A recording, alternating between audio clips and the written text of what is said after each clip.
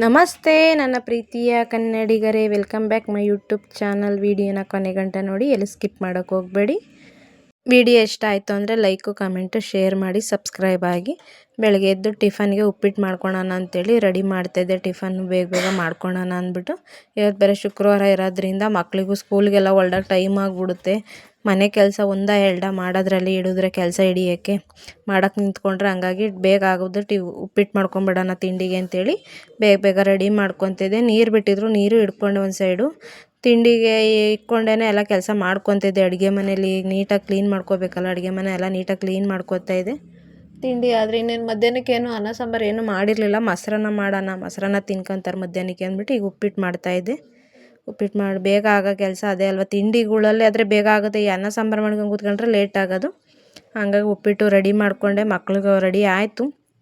ಬಾಕ್ಸಿಗೆಲ್ಲ pack ಮಾಡಿ ಅವ್ರಿಗೂ ತಿನ್ನೋಕೆ ಹಾಕ್ಕೊಟ್ಬಿಟ್ಟು ಕಾಲೇಜಿಗೆ ಹೋಗೋರು ಹೋದರು, ಸ್ಕೂಲ್ಗೆ ಹೋಗೋರು ಹೋದರು. ಆಮೇಲೆ ಮಧ್ಯಾಹ್ನ ನಾನು ತಿಂಡಿ ತಿಂದು ಮಧ್ಯಾಹ್ನ 1 ಗಂಟೆಗೆ ಮತ್ತೆ ಮೊಸರನ್ನ ತಿಂದೆ. ತಿಂದಾದ್ಮೇಲೆ ಸಂಜೆಗೆ ಸಾಂಬಾರು ಮಾಡ್ಕೋಬೇಕಲ್ಲ ಅಡುಗೆಗೆ. ಮೊಳಕೆ ಹುಳಿಕಾಳು ಇದ್ವು, ಅದು ಹಾಕ್ಬಿಟ್ಟು ಮೊಳಕೆ ಹುಳಿಕಾಳು ಸಾರು ಮಾಡೋಣ ಅಂಥೇಳಿ ಮೊಳಕೆ ಹುಳಿಕಾಳು ಸಾಂಬಾರು ಮಾಡ್ಕೊಳ್ಳೋಣ ಅಂತ ರೆಡಿ ಮಾಡ್ಕೊತಾ ಇದ್ದೆ. ಬೇಗ ಮಾಡಿಕೊಂಡ್ರೆ ಮಳೆಗಾಲ ಕರೆಂಟ್ ತೆಗ್ದೋರು ಅಂದ್ಬಿಟ್ಟು ಬೇಗ ಬೇಗ ಮಾಡ್ಕೊತಾ ಇದ್ದೆ. ಆಮೇಲೆ ನನ್ನ ವೀಡಿಯೋಸು ಎಷ್ಟು ಜನಕ್ಕೆ ರೀಚ್ ಆಗ್ತೈತೆ ಅಂತಲೂ ಗೊತ್ತಿಲ್ಲ. ಜಾಸ್ತಿ ಲೈಕು ಕಮೆಂಟು ಮಾಡ್ತಾಯಿಲ್ಲ. ಜನಕ್ಕೆ ರೀಚ್ ಆಗ್ತಾಯಿತ್ತೋ ಇಲ್ವೋ ಅದ್ರ ಬಗ್ಗೆನೂ ಗೊತ್ತಿಲ್ಲ. ಯಾರ್ಯಾರು ಈ ವಿಡಿಯೋ ನೋಡ್ತೀರಾ ದಯವಿಟ್ಟು ಲೈಕು ಕಮೆಂಟು ಶೇರ್ ಮಾಡಿ. ನನಗೂ ಸಮಾಧಾನ ಇರುತ್ತೆ, ಇಷ್ಟು ಜನಕ್ಕೆ ರೀಚ್ ಆಗಿದೆ, ಇಷ್ಟು ಜನ ನೋಡಿದ್ದಾರೆ ಅನ್ನೋದು ನನಗೂ ಒಂದು ಖುಷಿ ಇರುತ್ತಲ್ವ.